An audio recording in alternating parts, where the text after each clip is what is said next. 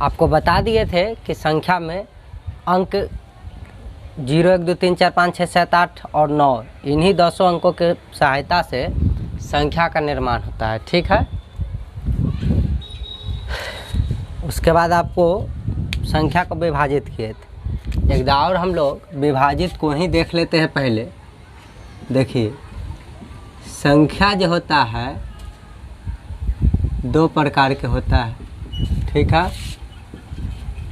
एक होता है वास्तविक संख्या और दूसरा होता है अवास्तविक संख्या। अवास्तविक संख्या, ठीक बात। उसके बाद अवास्तविक को ही कहा गया आभासी संख्या।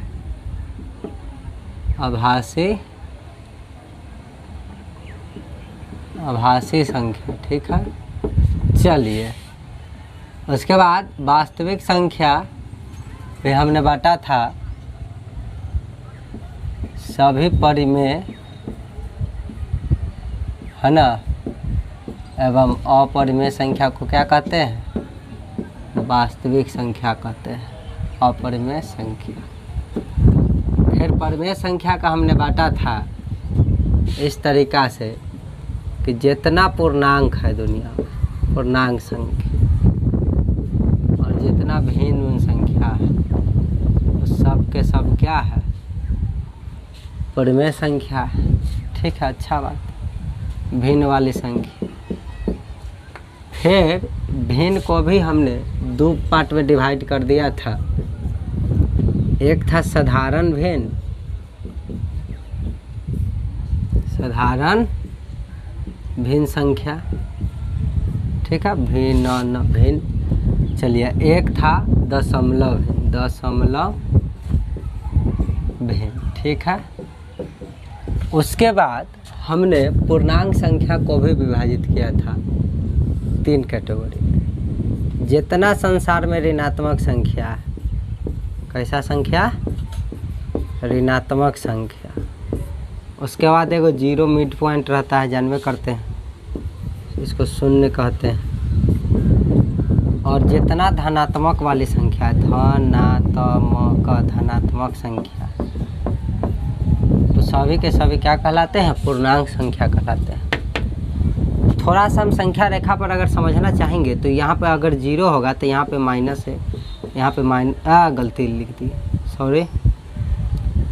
दाहिना तरफ पॉजिटिव, +1 +2 प्लस धनात्मक संख्या ना 3 4 5, ठीक है। इस तरीक़ा से अनंत तक प्लस वाले में संख्या जाते रहेगा। और बायां तरफ जब बढ़ेंगे तो -1 -2 -3, इस तरीक़ा से हम लोग संख्या रेखा पर समझ सकते हैं। ठीक है, अनंत तक भागेगा तो ये सारे ऋणात्मक संख्या कहलाते हैं। शून्य तो है ही, शून्य तो धनात्मक है, नहीं ऋणात्मक, ये धनात्मक संख्या। हमने बोला था ये जितने धनात्मक संख्या होते हैं ना, सब के सब प्राकृत संख्या कहलाते हैं। कौन संख्या कहलाते हैं? प्राकृत संख्या कहलाते हैं। इसी को कह दिया गया है कि गिनती की संख्या को प्राकृत संख्या कहते हैं। यही गिनती की संख्या 1 2 3 4। और उसमें 0 भी शामिल करके तब आगे की तरफ धनात्मक की तरफ बढ़िएगा तो वैसी संख्या को पूर्ण संख्या कहते हैं। कौन संख्या कहते हैं? पूर्ण संख्या कहते हैं। यही प्राकृत संख्या में 0 शामिल हो गया तब पूर्ण संख्या कहलाते हैं। सबसे छोटी पूर्ण संख्या 0, सबसे छोटी प्राकृत संख्या 1, सबसे छोटी पूर्णांक संख्या अनंत। ये तो इनमें भी न भागता है।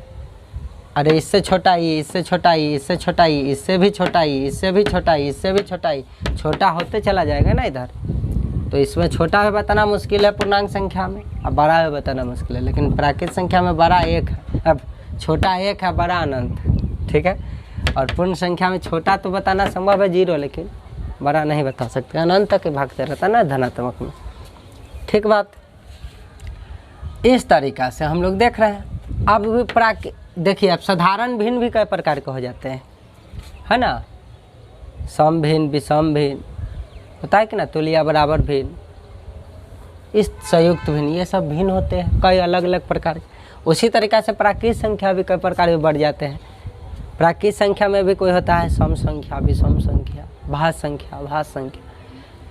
तो वैसा गिनती की संख्या प्राकृत संख्या जो 2 से कटे, सम संख्या जो 2 से न कटे वो विषम संख्या, जो एक और स्वयं से ही कट के रह जाए किसी और से न कटे वो ऐसी संख्या को अभाज्य कहते हैं। एक स्वयं से तो संसार के सब कटता है, ओकरा छोड़ के दूसरों कोई दूसर संख्या से कट जाए तो वैसे संख्या को परमेय कर है यौगिक संख्या या क्या कहते हैं, भाज्य संख्या कहते हैं। ठीक है बउआ।